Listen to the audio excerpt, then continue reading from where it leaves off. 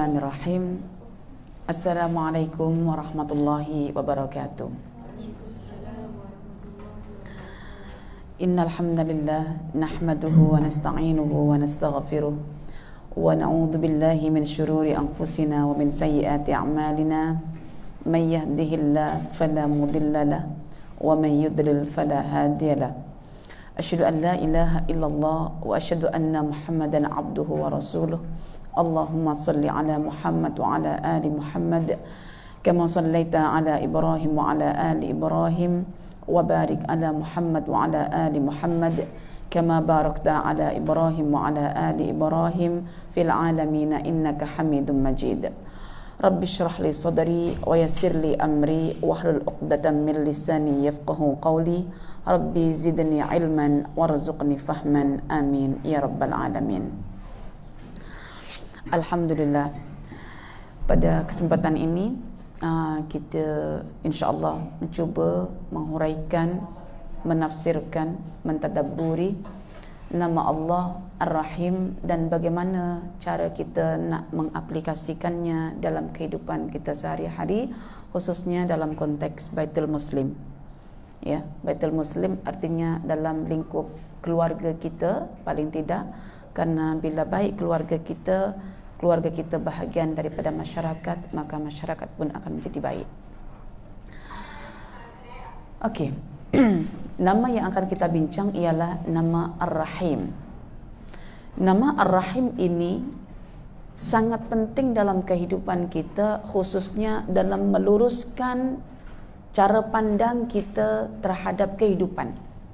Banyak orang bermasalah, yang masalah itu akhirnya berhujung kepada satu penyakit yang namanya depression, disebabkan fikiran mereka tentang kehidupan tidak seperti mana yang digariskan dalam Al-Quran.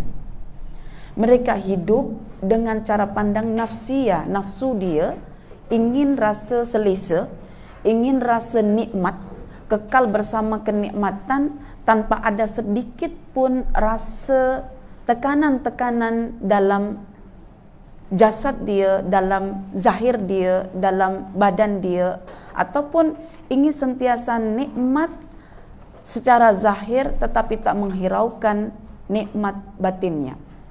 Nikmat batin tidak boleh disamakan dengan nikmat zahir, dan nikmat zahir juga tak boleh disamakan dengan nikmat batin. Masing-masing berjalan secara bersimpangan. Kalau kita rasa bahagia jiwa kita, bermakna fizik kita dalam keadaan tertekan. Kalau fizik kita, jasad kita dalam keadaan nikmat, selesa, bermakna dalam kita yang tertekan. Ya. Itu akan kita dapatkan nanti pada perbincangan tentang nama Ar-Razzaq. Dan terus terang di sini ya, Ustazah beritahukan kepada puan-puan tuan-tuan semuanya, memahami nama-nama Allah ya merupakan satu anugerah daripada Allah Subhanahu wa taala, karena akan membuka ruang fikir kita terhadap hakikat kehidupan yang sebenar, sehingga kita akan merasa siap untuk menjalani kehidupan apapun yang ditakdirkan Allah untuk kita. Bahkan mengubah fikiran kita dari yang tadi tak ingin ditimpa musibah, malah mengharapkan musibah itu datang.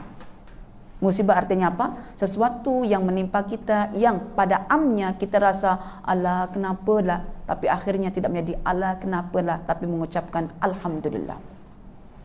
Okay. Nama Ar-Rahim. Nama Ar-Rahim ini ya, kita cuba untuk membezakannya dahulu dengan nama Ar-Rahman. Sebab sering kita memahami secara singkat, secara ringkas, oh kalau Ar-Rahman itu untuk semua orang, kalau Ar-Rahim itu untuk beriman, orang beriman saja. Mana dalilnya, mana buktinya? Itu perlu. Jadi Ar-Rahim ya, kalau kita huraikan, dia sama dengan Ar-Rahman dari pecahan kata Ar-Rahmah. Ar-Rahmah menjadi Rahmanun, Ar-Rahmah menjadi Rahimun. Rahman itu lebih mengarah kepada Allah Ta'ala sahaja. Ya, kalau Rahim itu boleh kepada Allah pun boleh kepada makhluknya. Ya. Itu bila Ustazah buka dalam satu buku ya, Al-Mufradat fi Ghara'ibil Quran yang ditulis oleh Raghib Al-Asfahani. Beliau mengatakan dalam Al-Mufradat di situ ya, kamus Quran di situ, kalau Ar-Rahman itu tidak ada satupun makhluk yang boleh disebut Rahman kecuali Allah sahaja. Tetapi kalau Ar-Rahim, dia sudah boleh digunakan untuk Allah maupun untuk hamba-hambanya. Buktinya adalah disebutkan dalam Al-Quran ya, dalam Al-Quran surah apa? Surah At-Taubah ayat 128 ya, surah At-Taubah ayat 128. At-Taubah ayat 128. Yang di situ Allah menyebutkan tentang pribadi Nabi Muhammad sebagai pribadi yang rahimun. Ya.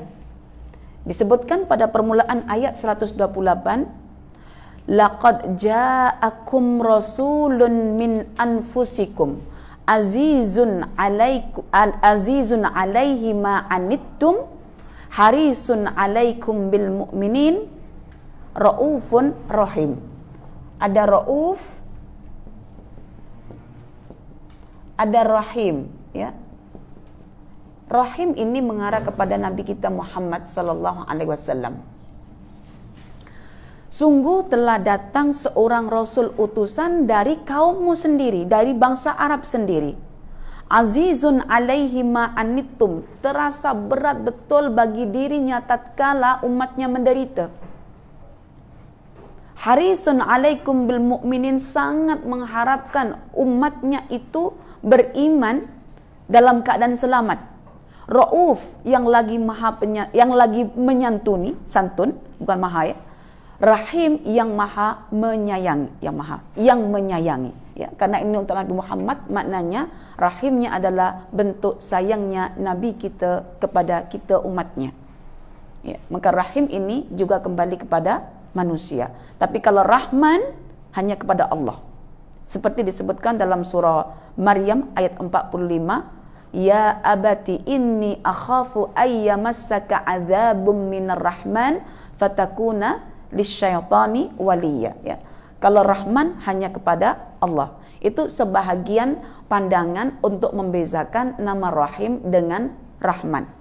Kemudian dilihat dari konteksnya, perbezaan nama Rahman dengan Rahim itu dia terkait dengan sebab dan akibat. Artinya, ya, kalau kita huraikan Ar-Rahman, Ar-Rahim, ya.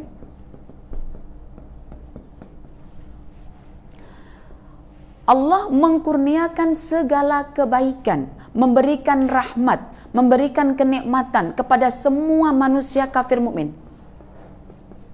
Kafir mukmin. Semua diberi. Diberi namanya kebaikan.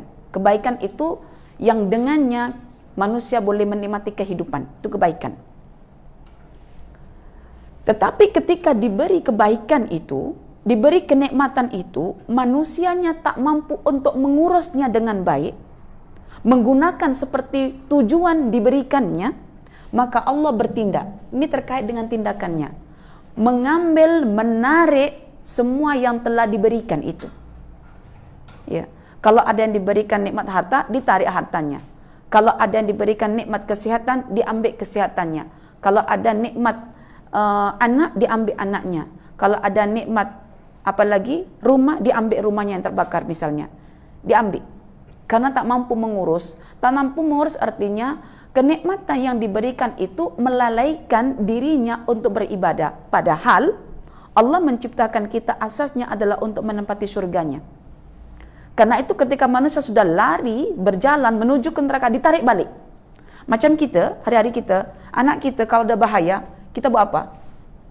Bajunya tuh kita tarik sampai umi sakit. Kita tarik bagian lehernya sini supaya dia tak kena benda yang berbahaya. Ya, ketika dia misalnya kita bawa shopping misalnya, dia lari dahulu sebelum kereta itu parking, ya, parking dengan tepat, sudah buka pintu, ada kereta, kita akan lari, kita akan tarik. Seperti itulah Allah kepada kita dengan nama Rahimnya. Bila manusia disebutkan dalam surah Hud, ya, surah Hud ayat 119, illa man rahima rabbuk walidzalika khalaqahum, bahwa manusia dicipta untuk menempati syurga di akhirat, maka ketika lari daripada syurga ditarik oleh Allah. Illa man rahima rabbuk walidzalika khalaqahum, kerana Anda diciptakan untuk menempati syurga, ya, maka ketika Anda lari daripada syurga ditarik oleh Allah. Dan keadaan manusia yang masuk syurga nanti kebanyakannya masuk kerana tindakan Allah Ar-Rahim. So, apakah tindakan Allah Ar-Rahim di sini? Tindakan-tindakan yang kita tak menyukainya. Tindakan yang membuat kita macam mengeluh, mengesah. Tindakan yang membuat kita berduka, bukan bercita. Tindakan yang membuat kita marah. Tindakan yang membuat kita macam benci. Tindakan yang memunculkan emosi-emosi yang kita tak menerima. Itulah tindakan yang berasal daripada Ar-Rahim. So, kalau kita sekarang misalnya ada keluhan, ada kebencian, ada kemarahan, ada kedukaan yang melibatkan semua emosi kita, sebetulnya itu terkait dengan perbuatan-perbuatan Allah yang menimpakan untuk kita sesuatu yang jadi kita emosional.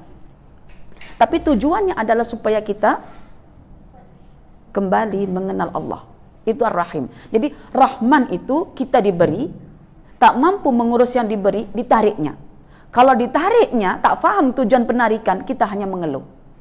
Dan bila kita mengeluh, ladang pahala kita terlewatkan. Ya. Sama ketika orang sakit, sakit itu tujuannya adalah supaya manusia yang tak sempat beramal soleh banyak, di-cover oleh Allah melalui rasa sakit, dosa-dosanya tadi itu. Tetapi kalau ditimpakan sakit, dia tak percaya itu datangnya dari Allah, dia tak mengharapkan pahala dari Allah, tak dapat juga.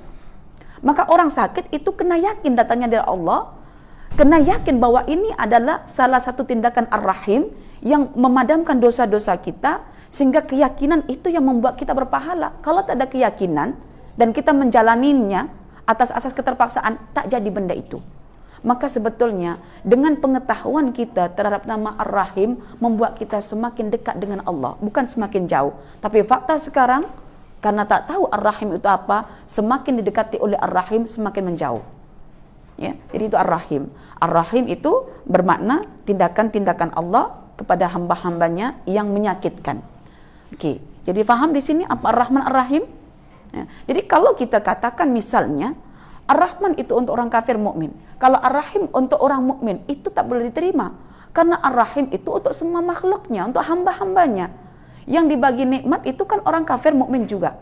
Orang kafir juga akan ditarik supaya berfikir semula. Bila berfikir semula dan kembali kepada Allah, sedar balik, bermakna di situ dia telah mendapatkan rahimnya. Tapi dasarnya dia tak beriman dulu, tapi akhirnya itu beriman. Tapi tak apa, nanti kita akan bincangkan ayat-ayat yang menyokong kefahaman kita. Mari sekarang kita fahami dulu apa makna Ar-Rahim dilihat daripada perspektif Al-Quran. Ya.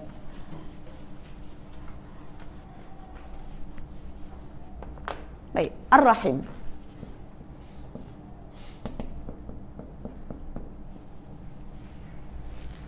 Ar-Rahim itu pada poin pertama mesti ada satu pengetahuan. Pengetahuan tentang kemaslahatan hamba. Kemudian yang kedua, tindakan menimpakan azab atau hukuman, ya, kepada hamba. Kemudian yang ketiga, kembali kepada Allah, yaitu kembali untuk urusan ukhrawi, akhirat, ya, tujuan akhirat.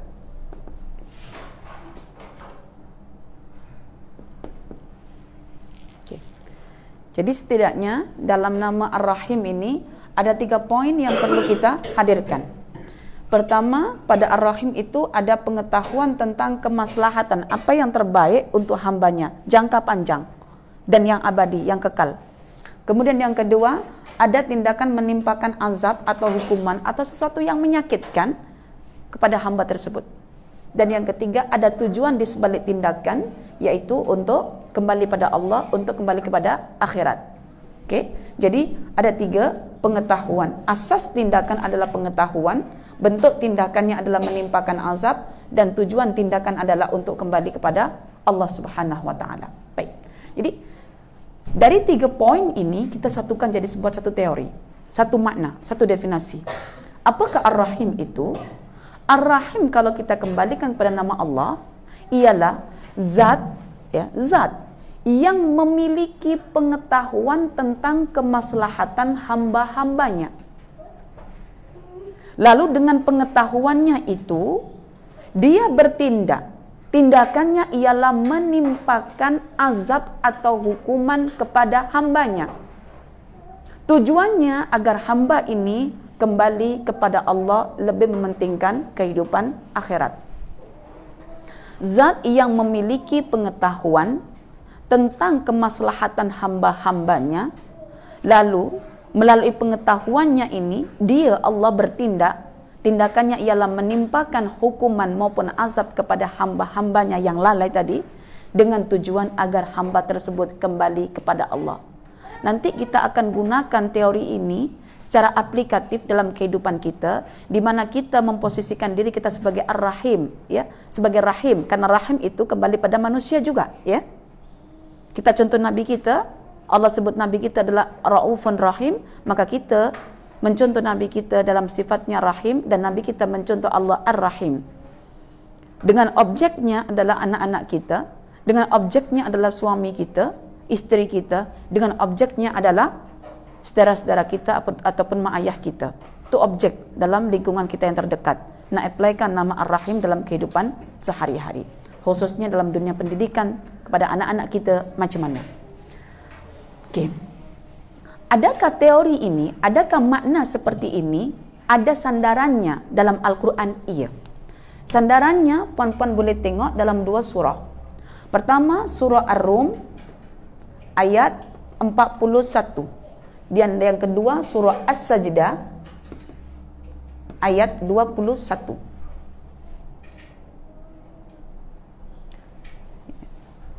Ada lagi ya? Ketiga, dalam surah Maryam ayat 45. Keempat, dalam surah Al-Anbiya ayat 83.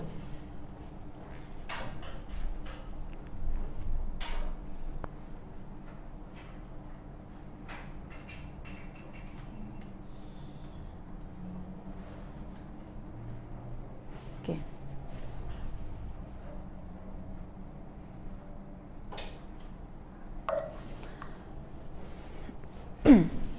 Dah. Jadi kita memberikan satu makna untuk Ar-Rahim ini karena kita tadabbur kepada setidaknya pada 4 ayat ini, ya. Surah Maryam ayat 45, surah Al-Anbiya 83, surah Ar-Rum ayat 41, dan surah As-Sajdah ayat 21. Oke, kita cek dulu satu-satu. Surah Ar-Rum ayat 41.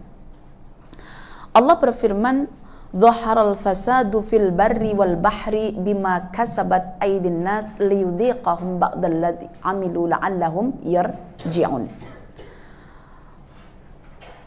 Kerusakan berlaku di lautan maupun di daratan atas campur tangan manusia.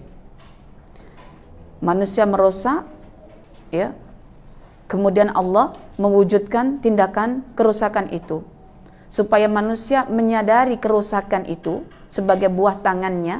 Akhirnya mereka kembali kepada Allah ketika melihat ada keburukan dalam tindakannya itu. Mungkin menimbulkan bahaya. Ada balak hutan, tanah longsor, semuanya tertimpa musibah. Fikir balik, kenapa berlaku perkara ini? Tujuannya agar orang itu kembali kepada Allah. Jadi la'allahum yarji'un. Ada tujuan. keburukan yang menimpa manusia itu berbentuk hukuman atau azab itu adalah manusia agar kembali kepada Allah. La'allahum yarji'un. Kita cek lagi dalam surah As-Sajdah. Ya. وَلَنُذِيقَنَّهُمْ مِنَ الْعَذَابِ الْأَدْنَى دُونَ الْعَذَابِ الْأَكْبَرِ لَعَلَّهُمْ يَرْجِعُونَ. Kata Allah, aku akan timpakan kepada mereka. Mereka ini siapa? Orang-orang fasik. Orang-orang yang keluar daripada manhaj Allah. Orang-orang yang hidupnya tak selari dengan fitrahnya. Orang-orang yang tak mau mengamalkan syariat dalam kehidupannya. Allah akan timpakan azab. Ya, walanudhiqannahum minal azabil adna. Azab itu adalah sesuatu yang menyakitkan sebagai bentuk hukuman atas kesilapan. Dunal adabil akbar, untuk menghindarkan diri daripada azab yang besar. Azab yang besar itu namanya azab akhirat. La'allahum yarji'un, supaya dengan azab tersebut orang-orang fasik itu kembali kepada Allah. Ketika kembali kepada Allah, dia berada di hadapan Ar-Rahim, di hadapan Ar-Rahman, ya. Jadi itu sandarannya, ya. Seolah-olahnya tindakan Allah menghukum itu ditafsirkan sebagai tindakan yang murni atas sayangnya, bukan dendamnya, yang murni atas pengaturannya, ya, pada diri manusia yang hakikatnya tercipta dalam keadaan liar tanpa aturan kalau bukan Allah yang mengaturnya. Kemudian kalau kita cek balik dalam surah Maryam, kita akan nampak lagi menunjukkan bahwa azab itu datangnya daripada Allah, ya, daripada Allah dengan tindakannya yang disebutkan dalam nama Ar-Rahim. Coba kita perhatikan dalam surah Maryam. Surah Maryam, ya, Nabi Ibrahim berkata kepada ayahnya, "Ya abati, inni akhafu an yamassaka adzabun minar rahman fatakuna lisyaitani waliya."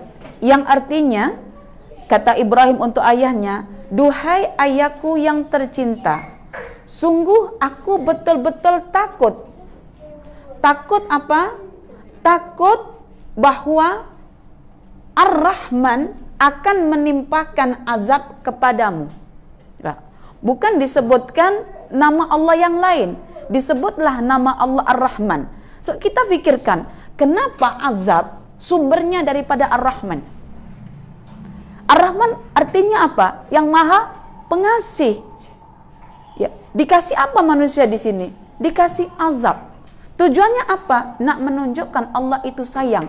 Maka ketika seseorang telah tertimpa azab, bermakna dia berhadapan dengan nama Ar-Rahman tetapi melalui tindakan Ar-Rahim.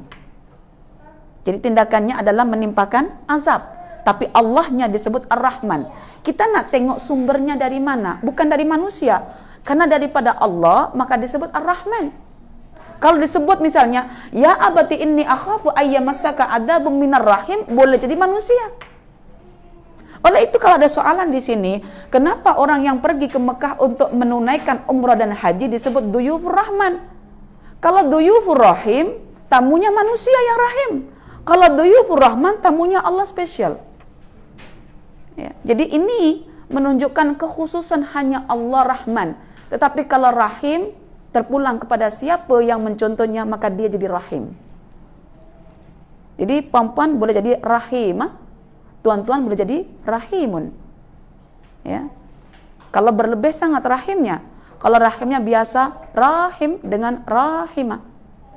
Kalau Rahim, dah banyak ganda berbuat baiknya itu. Ya, ya abati. Yang kita fikir adalah berbaik sangka kepada Allah ketika azab datang, karena datangnya dari Ar-Rahman. Allah tak kata ayyamassaka adzabun minal jabbar. Supaya apa? Kita mengambil sisi positif dari sesuatu yang kita benci, yang kita tak suka.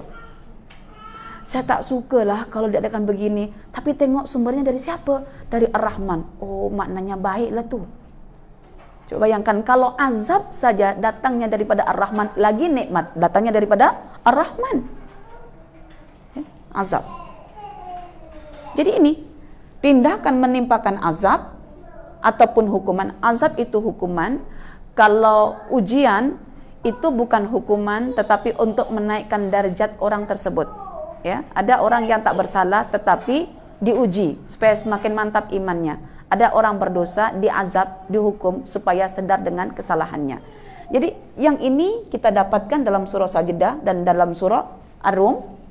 Yang ininya kita dapatkan daripada surah Maryam. Bukan cuma Maryam, kita cek dalam surah Al-Anbiya. Dalam surah Al-Anbiya Allah berfirman tentang doa yang dipanjatkan oleh Nabi Ayub. Ya, ayat yang ke-83.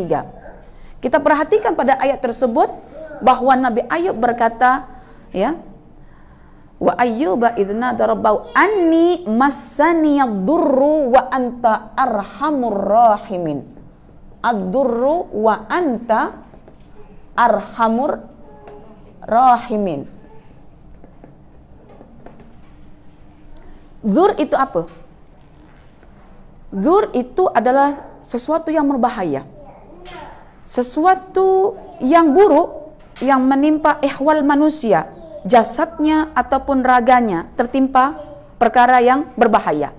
Dan Nabi Ayub secara jasadnya dia tertimpa namanya penyakit. Dan ketika penyakit itu datangnya daripada Ar-Rahman, dan ketika sudah berubat tidak mendapatkan obat, maka kita kembalikan penyakit itu pada sumbernya, maka niscaya Allah akan hilangkan. Dan inilah yang diperlukan oleh kalangan dokter sebetulnya. Kalau dah hand up, bagi pesakit itu doa ini. Karena itu urusannya dia terus dengan Allah.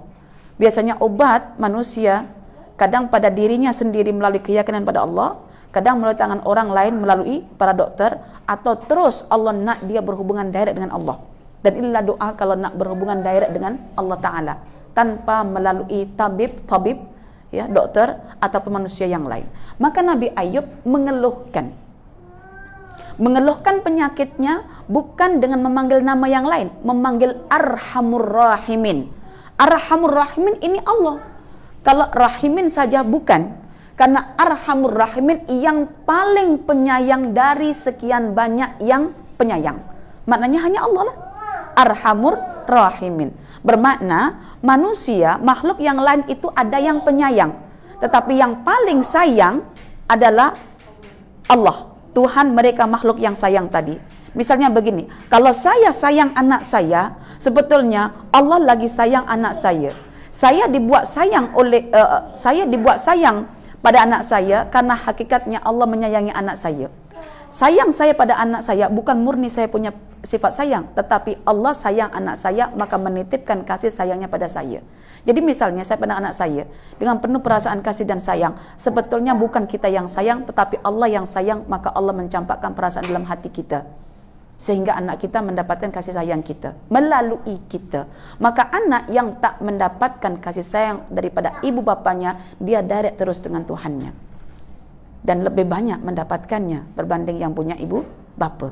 Ya, Nabi Muhammad sallallahu alaihi wasallam, mak ayah tak ada, lagi disayang oleh Allah.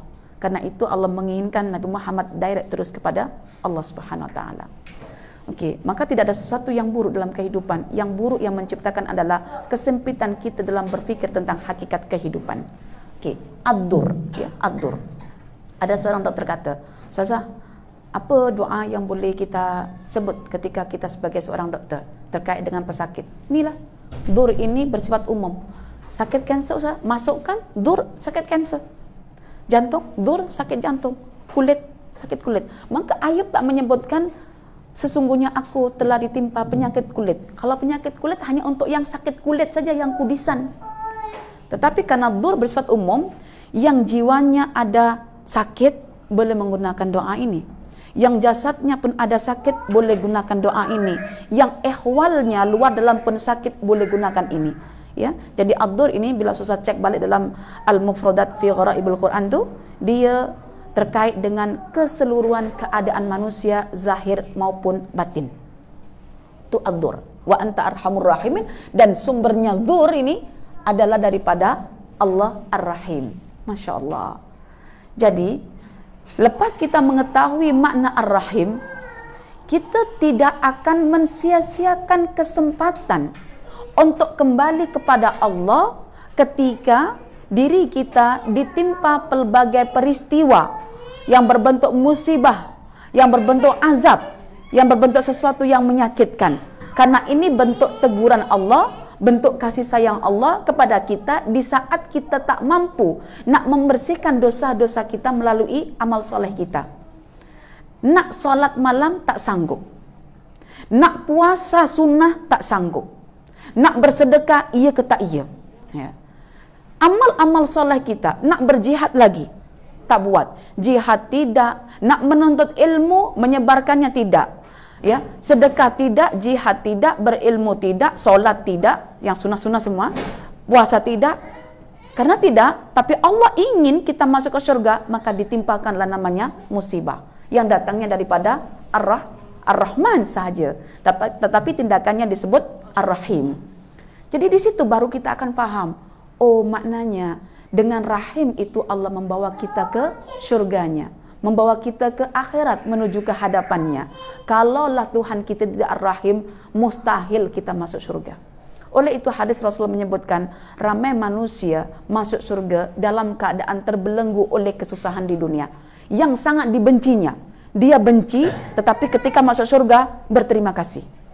Maknanya mencari kebaikan di sebalik kebencian itu wajib dalam Al-Quran. Ya, wa asa antakrahu syai'an wa huwa khairul lakum. Boleh jadi kamu benci kat sesuatu, tetapi di sebalik kebencian itu, yang kamu benci itu, ada kebaikan. Wa ashiruhunna bil ma'ruf fa in karihtumuhunna fa asa apa? Wa ashiruhunna bil ma'ruf fa in karihtumuhunna, apa terusannya? Tak tahu, saya pun lupa. Ya. Dan pergaulilah istri-istri kamu. Kebanyakan lelaki ini amat sangat ya berlaku pada dirinya emosi berbentuk kebencian pada istrinya. Mungkin balik office jumpa istrinya masih belum kemas dan cantik, menguruskan anak-anaknya yang banyak jumlahnya misalnya. Ya, tak sedap pandangannya tengok istrinya begitu je hari-hari dipandang. Ya. Tapi Allah kata, mungkin kamu benci kat istri kamu, tapi Allah letakkan fihi khairan. Dalam diri keadaan itu ada kebaikan. Jadi ternyata kebaikan itu letaknya di sebalik apa yang kita benci. Maka kalau emosi kita dah muncul kebencian, kita dah grab kat situ, mana kebaikan, mana kebaikan. Kalau tak jumpa kebencian, jarang jumpa kebaikan nanti. Maka berterima kasihlah bila kita benci kat sesuatu, rasakan tapi jangan larut, lepas tu cari kebaikannya. Itulah yang dikehendaki dalam Al-Quran. Maka kalau Ustazah merenungkan, dalam Quran itu banyak kisah. Dan kisah itu menggambarkan karakter manusia yang berbeza-beza. Berbeza-beza dalam kisah tersebut menunjukkan yang akan mengambil teladan juga berbeza-beza. Mungkin ada individu yang suka ceritanya Ibrahim. Mungkin ada individu yang suka ceritanya Musa. Karena apa? Yang suka ceritanya Musa itu orangnya emosional. Yang suka ceritanya Ibrahim karena orangnya sangat lembut dan santun. Tetapi masing-masing memiliki ending yang sama, yaitu di surga Allah, ya. Musa nanti kembali ke surga, Ibrahim kembali ke surga, yang mencontoh Ibrahim kembali ke surga, yang menyontoh Musa juga kembali ke surga, cuma pada tahap kemampuan masing-masing. Misalnya begini, saya pakai baju warnanya putih, bagaimana saya mencoba untuk menjaga selama saya memakai seumur hidup itu tidak kotor langsung. Itulah Ibrahim. Jadi dirinya suci dalam keadaan hatinya itu terkontrol, sehingga perilaku yang keluar itu perilaku yang halim, yang santun, yang rahim, yang kasih sayang, yang lembut. Macam kalau kita baca kisah Nabi Ibrahim itu, kita jumpa oasis kat padang pasir. Bagi orang-orang yang dahaga, sangat-sangat menenangkan dan menenteramkan jiwa. Tapi kalau kita buka kisahnya misalnya Musa, sama seperti orang yang berpakaian tapi tak apalah kotor. Pas itu cari deterjen untuk membersihkannya, ya, dengan amalnya. Maka Musa itu termasuk disebutkan dalam bukunya Said Qutb, ya, At-Taswir Al-Fanni fil Quran, termasuk pribadi yang emosional. Tapi emosionalnya itu disedari olehnya, lalu dia mengingati Allah, lalu dia istighfar pada Allah, dan itulah ciri orang bertakwa. Maka ketika dia tarik kepala dan janggut saudaranya karena emosional, lepas itu sedar balik, dia mohon ampun atas kesilapannya yang terburu-buru, sangat terburu-buru. So, mudah mana? Nak jaga baju itu supaya bersih terus, atau biarkanlah kotor lepas itu cuci basuh? Pilihlah. Rasanya yang kedua, berarti semuanya apa tak musah. Oh, tak musah. Dan saya pikir-pikir memang begitu. Dan itulah kenapa dalam hadis Nabi ada seorang lelaki yang tak pernah digelar sebagai ahlus siyam wa ahlul qiyam. Yang dia hidupnya tak pernah pun kalau malam itu menegakkan qiyam, solat dia sampai bengkak-bengkak kakinya. Dan hari-hari pun makan biasa, tak ada puasa sunnah juga. Tetapi ketika datang ke majlis Rasul, Rasul kata, laqad ja'a ahlul jannah, sungguh telah tiba ahli surga. 3 kali datang itu sentiasa dia saja. Maka yang ahli siyam, ahlus shalah, yaitu Abdullah bin Amr bin Al-As, jealous, macam mana orang ini boleh masuk surga. Sementara saya dalam hati dia, ahlus siyam, ahlus shalah. Dia nak detect dengan berpura-pura, aku nak bermalam kat rumahmu. Bila setiap malam bangun cek, orang ini tak keluar bilik pun, tak ada nak ambil air wudu, tak ada. Bila hari berjumpa makan biasa pun tak ada. Dia tanya, apa amal kamu? Sebetulnya saya 3 hari ini tak ada masalah apa-apa dengan rumah tangga saya. Saya aja nak tahu amal kamu apa. Curious bahwa Rasul nak bagi kamu surga, sementara saya tak dijanjikan. Saya tak buat apa-apa seperti yang kau pandang. Solat pun tak ada, yang sunnah lah ya. Siam pun tak ada. Tetapi aku menjaga hatiku, emosiku, daripada perilaku-perilaku yang tidak baik. Jadi jangan begini, saya tak payahlah, saya tak payah puasa, susah puasa. Saya tak payahlah nak siam, kiam-kiam itu malam tu, susah nak bangun malam juga. Baik, saya tak payah siam, tak payah kiam, tak payah sedekah, tak payah yang lain, tapi saya jaga hati. Boleh ke? Boleh ke? Boleh Ustazah, tak apa kalau boleh. Maknanya perempuan kena membaca OSIS dalam Quran tu ya, mengenai karakter Nabi Ibrahim. Silakan contoh dan selamat maju jaya. Dulu saya berfikir macam itu perempuan. Sedap ya. Macam orang lelaki tadi itu, cukuplah dengan jaga hati boleh masuk surga. Nak macam dia lah. Ternyata dia lebih susah daripada orang yang boleh siam, boleh kiam. Kerana nak jaga hati tak mampu, macam Ibrahim dan lelaki tadi, nak salat macam Abdullah bin Amr pun tak mampu, akhirnya datang Ar-Rahim menimpakan musibah kat kita, supaya menggantikan amal-amal yang terlepas. Maka fahami setiap musibah yang datang itu macam angin yang menggugurkan daun-daun yang kering. Pokok kalau masih ada daun yang kering tak nampak cantik. Manusia kalau masih ada dosa dalam hati pun tak nampak cantik. Maka digugurkan dosa itu melalui musibah yang datangnya daripada Ar-Rahim, dan digugurkanlah yang namanya daun itu dari angin, supaya pokok itu nampak kelihatan rimbun, cantik dan indah. Dari sini kita akan berbaik sangka kepada Allah. Jadi kesan emosi terhadap nama Ar-Rahim ialah bahwa kita akan berfikir kepada Allah itu atas setiap tindakannya yang kita tak suka itu, kita mengucap Alhamdulillah. Itu emosi. Jadi ada emosi semula jadi yang terbentuk atas suasana kejiwaan kita, yang secara refleks kadang menghasilkan perilaku yang tak baik. Tetapi ada emosi yang bagus yang dihasilkan betul-betul daripada ma'rifatullah. So kita cuba di situ mengkondisikan suasana kejiwaan kita yang berasal daripada ma'rifatullah. So lepas ini kalau ada musibah, orang-orang yang sudah ahli ma'rifah, dia tak kata innalillahi saja, ikutkan Quran. Quran secara umum untuk semua manusia ucapkan innalillahi wa inna ilaihi rajiun. Tapi kalau orang sudah dibuka mata ketiganya oleh Allah, melihat di sebalik tindakan Ar-Rahim itu adalah penuh dengan nikmat, ya, tindakan yang penuh musibah itu penuh nikmat sebetulnya, maka dia akan mengucapkan Alhamdulillah.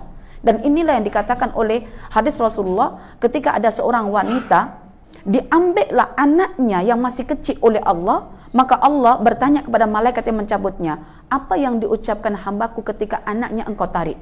Dia hamidaka ya Rabb, dia memuji engkau, maka binakanlah Baitul Hamdi untuknya. So Baitul Hamdi itu, rumah pujian itu hanya khusus orang-orang yang sudah mengenali Tuhannya, yang begitu pengasih dan penyayang, yang sayangnya itu berbentuk tindakan-tindakan yang mengerikan. Kita ambil sampel dalam kehidupan kita sehari-hari. Misalnya, kalau ada seorang yang terkena tumor ganas, letaknya dekat usus, apa yang akan dibuat oleh dokter? Dia akan bedah, dia akan keluarkan, dia akan potong, keluar darah, lepas itu disusun balik, dijahit.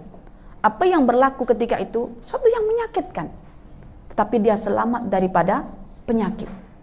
So Allah itu adalah dokter kita spesial, di mana dalam diri kita, jasad kita ini ada tumor ganas yang namanya apa? Kelalaian.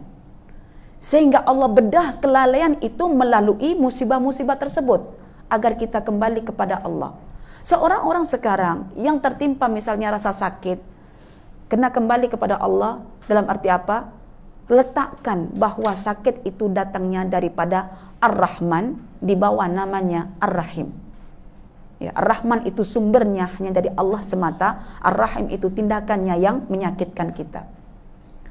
Seorang ibu tidak akan bahagia melihat anak yang terlahir kalau tidak melalui proses yang menyakitkan, yaitu keluar darah ketika melahirkan. Tak boleh keluar di operation. Lepas operation, dia akan tersenyum tengok babynya. Seperti itu. Dan hal ini nanti boleh kita terapkan dalam kehidupan kita. So, kita sudah menghuraikan apakah makna Ar-Rahim itu dan bezanya dengan Ar-Rahman. Maka Ar-Rahim ialah zat yang memiliki pengetahuan, asasnya pengetahuan terhadap kemaslahatan hambanya, lalu dia bertindak menimpakan sesuatu yang menyakitkan untuk hambanya, tujuannya agar hamba itu kembali. Nak faham makna ini, kita tengok sebuah kisah. Ada seorang lelaki, disebutkan dia tinggal di Syria, Damaskus, ya, dalam buku Asmaul Husna di sini. Rumahnya sahaja keluasan tapaknya itu 1000 meter persegi. 1000 meter. Luas tak? Luas 1000 meter. Bukan kaki. Kita orang Malaysia pakai kaki, mereka pakai meter. Kemudian keretanya 3 jenis. Kereta untuk pergi office, kereta untuk bersiar keluar kota, dan kereta untuk keperluan rumahnya sendiri. Pelayannya semua ada, daripada tukang parkingnya, tukang kebunnya, tukang masaknya, babysitternya, semua ada lengkap. Masya Allah. Tiba-tiba lelaki ini dijumpai berada dekat sudut kedai di kota Damaskus. Dan Dr. Nabulsi mendatanginya, mempertanyakan keadaannya, dan dia mengatakan, tahukah engkau, dulu aku adalah orang yang paling dalam keadaan nikmat jasadiah. Tidak ada buah-buahan yang masuk dalam rumahku melainkan yang paling sedap dan yang paling mahal. Jadi semuanya begitu. Tetapi ketika aku lalai, demikianlah sekarang keadaanku.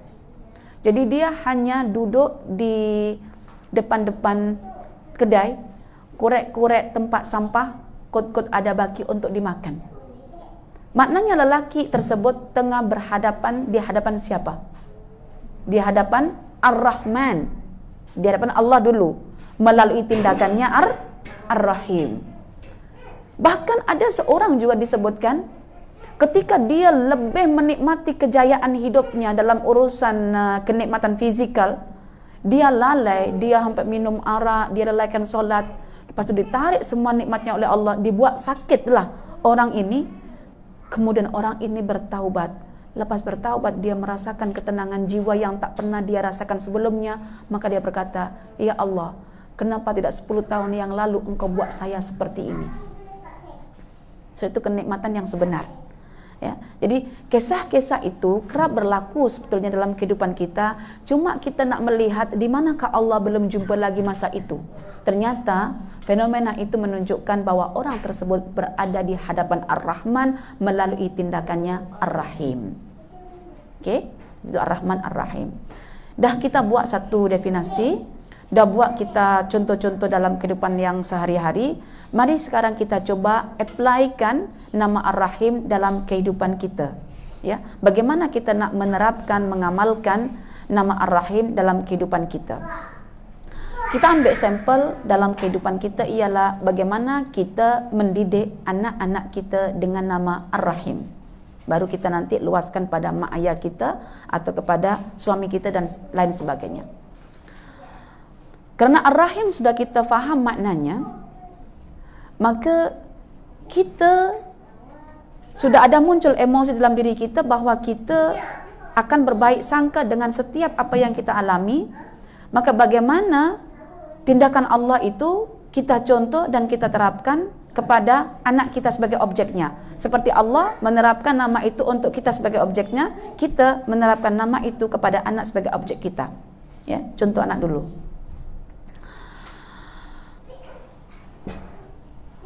Pertama, terhadap anak kita penuhi keperluan dia secara fizikal. Pakaian dia, makanan dia, keperluan harian dia. Tetapi jangan lupa ya, untuk bertindak selanjutnya ya, dengan nama Ar-Rahim lepas Ar-Rahman, yaitu apa? Misalnya anak-anak kita mula enggan menunaikan solat, mula enggan untuk membaca Al-Quran, mula enggan untuk mentaati perintah ibu bapa, mula enggan untuk berperilaku dengan perilaku yang santun, yang baik. Yang kita lakukan adalah bagaimana kita nak membawa anak kita kepada tujuan namanya akhirat. Walaupun tindakan kita itu menyakitkan diri anak itu. Kita ambil contoh misalnya anak kita yang ketika waktu subuh tidak mau bangun untuk solat. Atau anak kita ketika waktu Isyak tak nak bangun untuk solat kerana alasannya penat dekat sekolah. Atau subuh kerana alasannya semalam buat banyak homework. Bagaimana caranya kita menggunakan nama Ar-Rahim? Jadi caranya adalah kita bangunkan dengan cara yang baik. Dengan sifat Rahman, dengan kelembutan, dengan kesantunan, dengan kebaikan. Jangan terus, ini terus Ar-Rahim. Tarik begitu, pukul-pukul begitu. Jangan dulu. Dia ada tahapan. Ar-Rahim dulu, beri dulu. Dengan kelembutan. Karena itu kalau Ar-Rahman dikembalikan kepada Allah, dia terkait dengan unsur-unsur yang baik dulu. Yang baik. Ya. Yang baik adalah pertama kita kena didik anak itu memiliki pilihan untuk menunaikan solat. Kita bagi pilihan, kita bagi pendadahan, kita ajarkan tentang kebaikan, kita ajarkan tentang solat itu apa. Bila sudah ada dalam mindanya tentang solat, tentang kewajibannya, tentang keutamaannya, dah terset dalam pikiran dia, tetapi tidak tetap juga mau solat, barulah kita gunakan cara yang kedua, yaitu cara Ar-Rahim. Kita bayangkan bahwa dalam bilik itu tengah berlaku kebakaran. Kebakaran ini. Kita tarik anak kita. Kadang pengalaman sendiri puan-puan, saya tarik anak saya yang umur 7 tahun itu. 7 tahun itu kan sudah waktunya solat kan? Ya, alimu sibyan alimu. Amuru auladakum bisalah wahum abna'u sab'in. Ketika anak kita mula umur 7 tahun, kita ajarkan dia solat. Coba, katil itu, saya tarik kakinya. Bukan katil tarik kakinya, anak itu saya tarik kakinya. Kan dibangunkan, dek, bangun dek. Dah subuh dah, dan nak subuh kejap lagi dah. Pergi solat jamaah sama Abi. Begitu. Bangun. Kadang sampai kita pijit-pijit dulu. Kan pernah kakinya, kita cium-cium dulu, kita canda-canda dia dulu. Kadang-kadang kita cium, kita canda itu macam dimanjakan dia, malah begitu. Keluar emosinya, geram ya, geram lah ini. Akhirnya apa? Saya tarik kakinya itu, tarik set, jatuhkan gitu, balik lagi, kembali lagi, naik, macam kadal. Kadal itu apa? Tahu kadal kan? Tak tahu kadal? Apa kadal itu? Macam drop. Ya, dia cepat merayap balik. Saya tarik itu, set, merayap terus. Tarik, merayap. Sampai merayap tuh saya udah penat kan. Karena saya tak punya kekuatan sebagai seorang ibu, Abi, angkat terus, campak ke tandas. Diangkat, terus letak itu masih sempat. Buang pintu, keluar. Tarik balik, langsung dikasih air. Kalau udah dikasih air itu, dia tak boleh kemana-mana lagi. Terpaksa lah namanya mandi basah tuh. Siram, nangis karena apa? Jasadnya tersakiti oleh adanya air yang sejuk.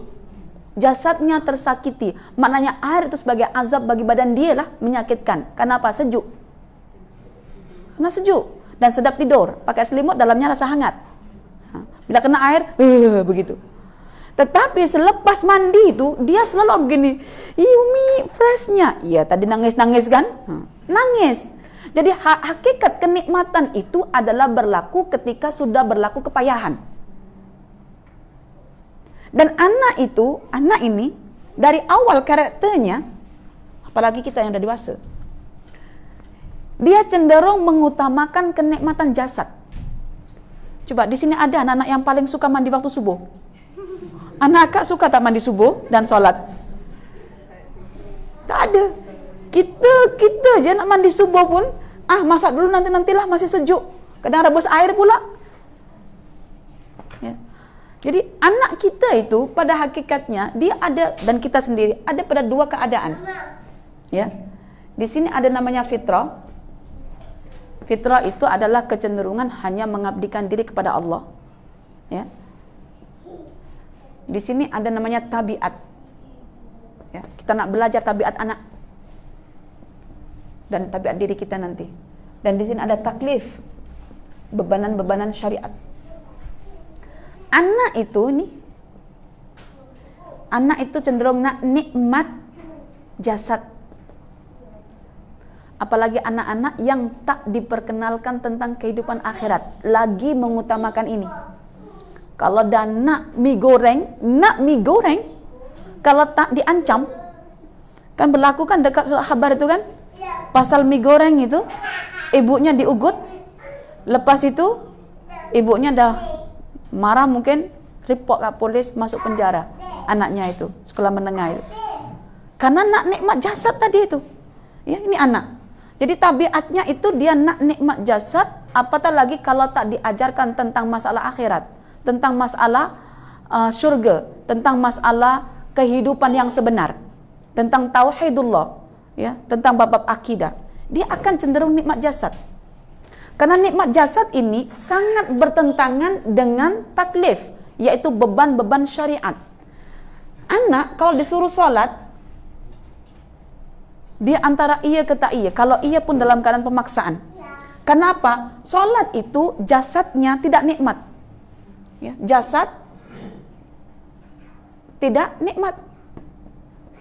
Bayangkan, dengan begininya, dengan rukuknya, dengan sujudnya, dengan bacaannya, dah penat. Jadi ketika sholat itu jasadnya tidak nikmat, tetapi lepas sholatnya, jiwanya itu rasa nikmat. Nah, anak-anak yang mengutamakan nikmat jasad ini sebetulnya adalah anak-anak yang perlu mendapatkan sentuhan ar-rahim daripada diri ibunya ataupun ayahnya. Artinya apa? Ajar dulu anak buat pilihan. Pilihan itu kau nak ke syurga, ke nak neraka. Kalau nak ke syurga, ini laluannya. Kalau nak ke neraka, ini laluannya. Orang kalau sudah mau mengutamakan akhirat, walaupun akhirat itu setakat berita dekat Al-Quran, itu luar biasa puan-puan, tuan-tuan. Akhirat kan berita saja kan, tapi dunia itu reality. Tapi orang-orang sanggup menggadaikan dunia demi akhirat. Bermakna ini iman yang luar biasa. Dan anak-anak kita, pertama yang perlu kita ajarkan adalah pendidikan dulu akidah. Bila tak nak juga mendekat, nah itu yang kita katakan ar-rahim mesti ditegakkan dalam rumah tangga kita. So, yang perlu saya sorot, yang perlu saya lihat di sini ialah banyak sekarang pendekatan-pendekatan yang bersifat positivism, yaitu menganggap sesuatu itu kena yang baik-baik saja. Yang baik-baik saja itu apa? Janganlah kasar ke anak, Janganlah buat begitu ke anak, kesihan. Buatlah yang lembut-lembut je. Lembut memang kena dibuat. Tapi kalau kelembutan itu membuat dia terfitnah dengan kelembutan, mari kita tegakkan ar-rahim dalam rumah tangga kita. Syaratnya kita kena berpengetahuan dulu tentang masa depan anak kita, yaitu surga. Jadi kita cek setiap aktiviti anak, ini mengarah ke surga ke neraka. Kalau dia mengarah ke neraka, kita jelaskan tindakannya itu membawa implikasi yang buruk. Kalau diberi penjelasan tak nak, kita tarik tadi itu. Kita tarik dengan tindakan-tindakan yang agak menyakitkan. Bagi ustazah, lebih baik anak itu dibuat menderita dari kecil, baru besar dia merasakan hakikat kenikmatan. Daripada kita nikmatkan anak-anak sejak kecil, tapi ketika besar tak sanggup menerima kenyataan berupa kepahitan hidup. Dan inilah yang kita rasakan dekat negeri kita. Jadi anak-anak terbiasa dengan kehidupannya yang manja-manja, ketika besar ditimpa mengeluhnya luar biasa. Siapa yang dipersalahkan? Yaitu pendidikan dalam rumah tangga itu sendiri. Ya, itu ar-rahim. Baik. Jadi tidak semestinya tindakan ar-rahim itu difahami yang lembut-lembut, ya. Tetapi tindakan ar-rahim itu sebetulnya lebih mengarah kepada yang menyakitkan, ya, supaya anak-anak kita kembali kepada Allah. Cumanya kita sebagai mak ayah harus menyatukan pandangan. Kadang-kadang begini, dalam satu teori misalnya, mak ayah kena bersikap kepada anak satu pandangan. Tetapi dalam masa yang sama, dua pandangan ini bertentangan. Macam mana nak bersatu? Yang satu mengarah pada yang haram, satu yang halal. Jadi kena satukan dulu baru boleh bersatu. Sudut pandang kena satu. Misalnya dalam pendidikan. Pendidikan, saya contohkan begini ya. Dalam satu pendidikan untuk anak. Anak tengah makan. Makan itu kan ada adabnya. Ada adab yang sifatnya wajib, ada adab yang sifatnya adalah biasa, sunnah. Yang wajib ialah baca bismillah dengan menggunakan tangan kanan. Itu wajib. Kalau tak, memang kita tegur, kita marah karena Allah. Tapi setakat makan itu comot, jangan pukul anak, karena memukul itu haram. Sementara jatuhkan makanan itu benda bukan haram. Kita silap itu, kita menimpakan hukuman yang tidak dibenarkan atas kesilapan yang sebetulnya bukan dosa. Nah, dan begini kita diminta menyatukan pandangan, tak boleh. Karena memang tidak betul. Jadi biarkan anak itu makan kalau dalam tahap dia belajar, masih comot-comot, ya. Itu kita didik, kita arahkan. Kalau boleh makan jangan sampai jatuh-jatuh. Baru jatuh sedikit nanti dicubit. Padahal jatuhnya makanan bukan disengaja, itu bukan perkara haram. Tapi memukul anak itu memang tak dibenarkan. Kecuali fadribuhum wahum abna'u ashrin. Pukul anak itu ketika dia umur 10 tahun, ketika tak nak buat solat. Ini bukan tak nak solat, makan cuma jatuh saja. So menimpakan azab itu, hukuman itu, kena tahu konteks. Jangan sampai urusannya bukan barang halal haram, bukan perkara yang dilarang Al-Quran, dilarang agama, kita timpakan azab. Seperti apa? Hukuman bagi makan yang jatuh dekat tempat dan tidak bersih misalnya. Dihukum dalam arti apa? Dihukum yang melampaui batasan. Tak boleh. Sampai dimaki, dicela, dihina. Tak boleh. Karena itu akan masuk wailul likulli humazatil lumazah. Anak kita juga sama dengan orang dewasa. Dia punya hati dan perasaan. Bila kita cela maki dia sebagai hukuman kononnya, masuk dalam fuad dia, sampai besar dia tak boleh delete, kita yang akan bertanggung jawab. Maka hukuman tahu konteksnya. Hukuman itu terkait yang paling utama adalah dalam urusan solat. Dan solat sebelum anak kita buat, kena kita didik dengan Asmaul Husna anak-anak itu ya. Jadi itu dalam konteks pendidikan anak-anak melalui nama Ar-Rahim. Kalau untuk suami kita misalnya, Ar-Rahimnya apa? Sebab asas Ar-Rahim adalah ada pengetahuan. Jika yang berpengetahuan itu adalah suaminya, maka si istri harus menerima apa perlakuan suami yang berilmu tentang masalah akhirat istrinya. Misalnya, seorang istri punya masalah, dia suka misalnya join ke jiran dia menggosip. Suami mengetahui, lalu menimpakan hukuman kepada istri agar kembali kepada Allah. Maka itu harus diterima. Dan itulah bentuk tanggung jawab seorang suami. Karena itu saya katakan, lelaki dalam rumah tangga lebih berakal daripada perempuan dalam rumah tangganya. Maka kebanyakan perempuannya itu sifatnya adalah, nalurinya adalah Rahman, suka memberi, menyayangi ya, mengasihi. Tetapi kalau lelaki berpikir secara akal. Ya. Yang saya katakan, kalau ada seorang anak jatuh ke dalam perigi, cara rahimnya lelaki dengan rahimnya perempuan berbeza. Kalau rahimnya perempuan sebetulnya bukan rahim. Kenapa? Dia terus kejar anak dan jatuh ke dalam perigi. Anakku, oh tidak, lari masuk dalam perigi. Patutnya anaknya itu selamat, tetapi karena ibunya gemuk, berlari, ya, jatuh, anaknya kehimpit dan mati. Tapi kalau lelaki tengok anaknya jatuh, dia bukan terus kejar anaknya, dia akan balik ke rumah. Cari apa? Cari tangga. Cari tangga, baru turunkan. Atau cari kayu, atau cari tali. Baru diambil anaknya. Ini kesempurnaan dalam rumah tangga, di mana istrinya rahmannya, di mana suaminya adalah rahimnya. Makanya banyak berlakunya rumah tangga itu jadi sempurna karena masing-masing pihak memiliki kekurangan dan memiliki kesempurnaan.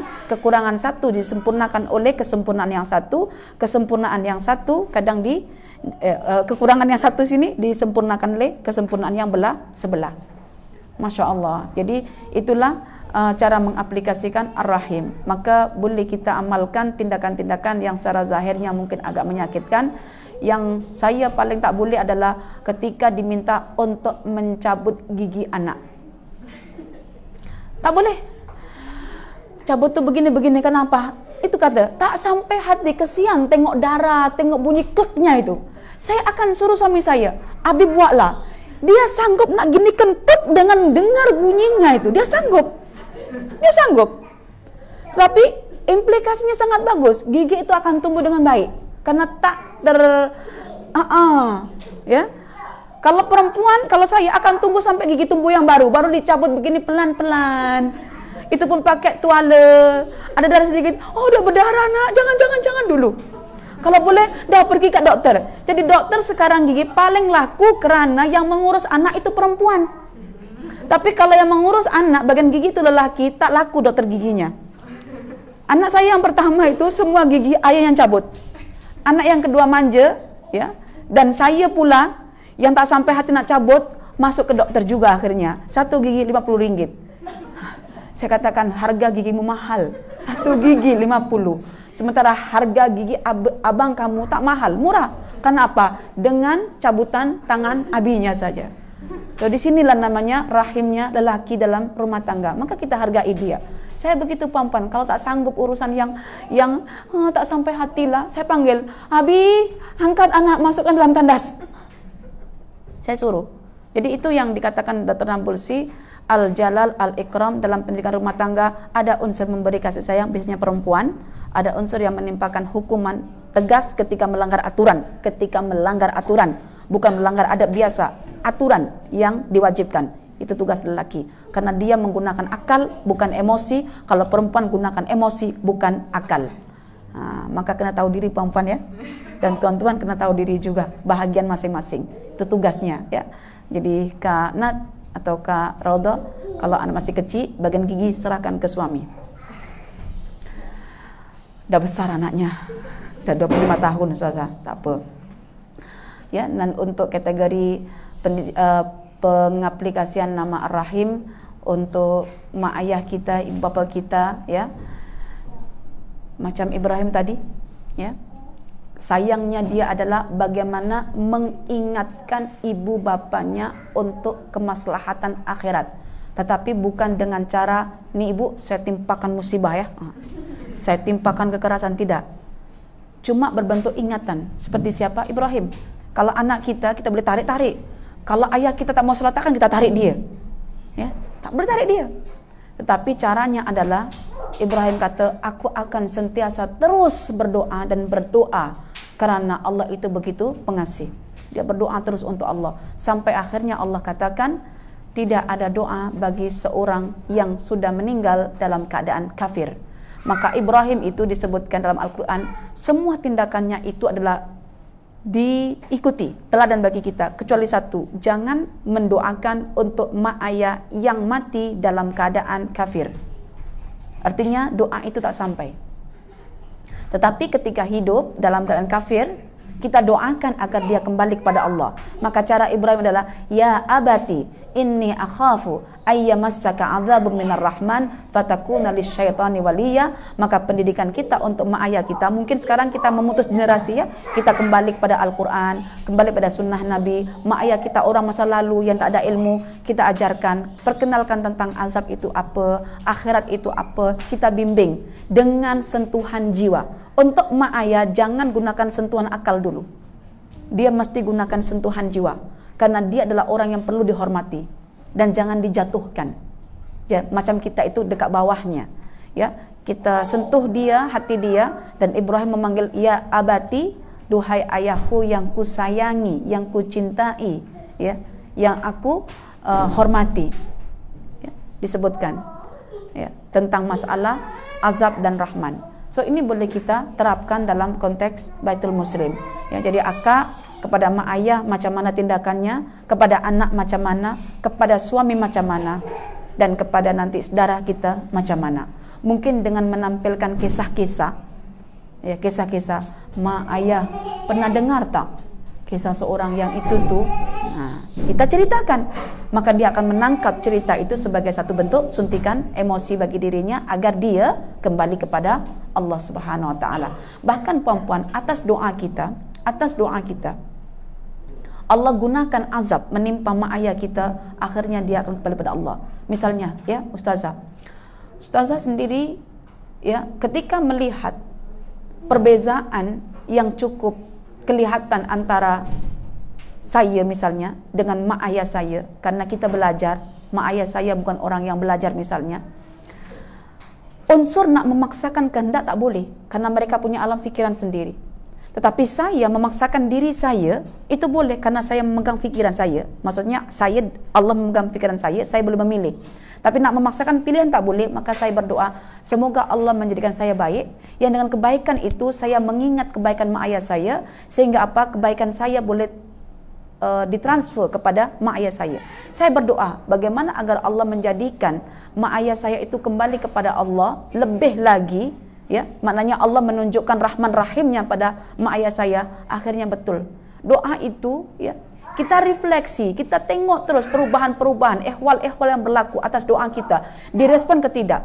Caranya Allah membuat mak saya sedar, ayah saya sedar balik. Lebih lagi sedar maksudnya adalah ketika Allah timpakan berupa musibah, yaitu rasa sakit yang sangat ditakutinya. Sakit yang ditakuti ialah sakit-sakit yang sifatnya 3 serangkai zaman sekarang, yaitu apa? Kolesterol, kencing manis, darah tinggi. Dulu kita bagi sentuhan-sentuhan untuk bersikap redha, jangan hiraukan orang punya pasal, jangan terlalu masuk dalam fikiran tentang keburukan orang. Dia susah untuk menerima, tapi sekarang dia kata, ternyata kunci sehat itu ialah dengan berfikir yang baik kepada manusia yang lain dan bersikap redha saja dengan apa yang ada. Sebab itu dia kata, saya menjaga makan saya. Tetapi ketika cek kat doktor, gula tinggi, saya dimarahi. Tapi saya refleks diri. Apa yang berlaku pada saya adalah ketika itu saya sangat emosi, saya sangat-sangat sensitif, saya sangat geram.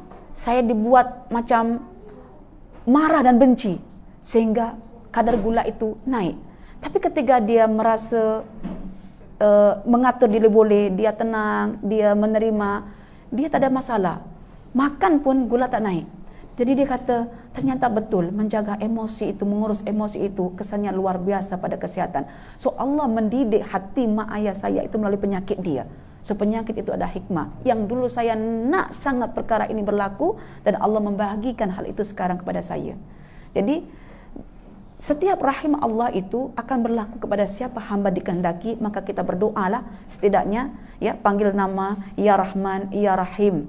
Ya misalnya ya Hayyuka ya Qayyum birahmatika astaghis. Kita nak mohon pertolongan Allah agar Allah dengan sayangnya tahu nak menimpakan dalam bentuk azab ke atau bentuk nikmat ke kepada hamba-hamba dikehendaki agar dia kembali kepada Allah. Maka ada satu soalan terakhir di sini saya bagi tahu. Ustazah, yang kita sudah ada nikmat begini, macam mana caranya agar tidak diambil oleh Allah? Segera datangi Allah dalam bentuk doa, Rabbana atina fid dunya hasanah wa fil akhirati hasanah wa qina adzabannar. Dan yang kedua, datangi Allah dengan ketaatan. Karena itu Allah menyebutkan dalam surah An-Nisa ayat 147. Surah An-Nisa surah yang keempat ya. Ayat 147. Ma yaf'alullahu bi'adzabikum in syakartum wa amantum wa kana Allahu syakiran alima. Allah tidak akan menimpakan azab. Yang azab tadi sumbernya daripada Ar-Rahim ya. Selagi mana Anda syakartum, mampu bersyukur atas semua nikmat, rahmat yang Allah berikan. Nikmat mata digunakan, nikmat tangan digunakan pada fungsi dan tujuan diciptakan ya. Dan bagaimana kita mau bersyukur? Caranya kita kena beriman dulu. Wa amantum. Jadi datangi Allah dengan ketaatan. Taat itu namanya syukur. Dan syukur itu asasnya karena kita beriman pada Allah. Maka nikmat yang bersama kita tidak akan diambil oleh Allah.